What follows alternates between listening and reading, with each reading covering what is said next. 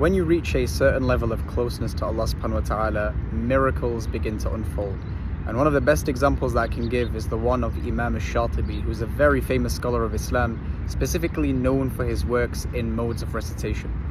And there was a point in his life where he used to be blind, but he would still teach his students Quran even though he was blind. And the way he would run things is that it would be first come, first served. So his students would come nice and early, and then he would come into the room and he would sit down and he would say, first student, please read. Then he would say, second student, and so on and so forth. And one time he had a student who woke up in a state of janaba, meaning that he had to go and clean himself and do ghusl in order to become pure, in order to be able to recite the Quran. Otherwise he would not be able to recite the Quran. And so this student, he woke up very early, and he got excited that he woke up early because he could rush to Imam al-Shatibi and take his lesson first. And so because he was so excited, he actually forgot that he was in a state of janaba. And so he rushed all the way to Imam al-Shatibi, sat there nice and early, knowing he was going to get his lesson first. And when Imam al-Shatibi came in, the unexpected happened. Imam al-Shatibi sat down, and instead of saying, first student read, he said straight away, second student read. This blind sheikh who just sat down there could sense that the man in front of him was in a state of janaba, even though the man himself forgot. Subhanallah.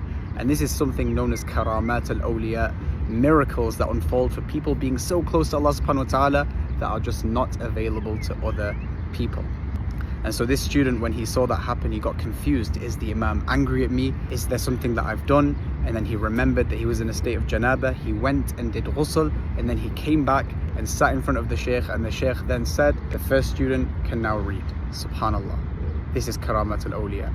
And so the $1 million question is, can we reach that level? Absolutely. Because it's all to do with the heart. There's a big misconception where people think that you need to have all the knowledge in the world in order to get to that level. But knowledge can be a curse just as much as it is a blessing. It's the heart that determines how close you are to Allah subhanahu wa ta'ala. Now, of course, it's very difficult for me to give you a clear roadmap on what to do and how to get there. And so there's actually a book in Arabic known as Matharatul Qulub, which I've translated and taught to my students, and it's been super impactful. It's known as the Sound Heart, and you can sign up on Muslim Lighthouse. But if you know any other program out there that focuses on the matters of the heart, rush to it and apply everything you can and really prioritize it, because ultimately on the Day of Judgment, all that matters is the state of your heart.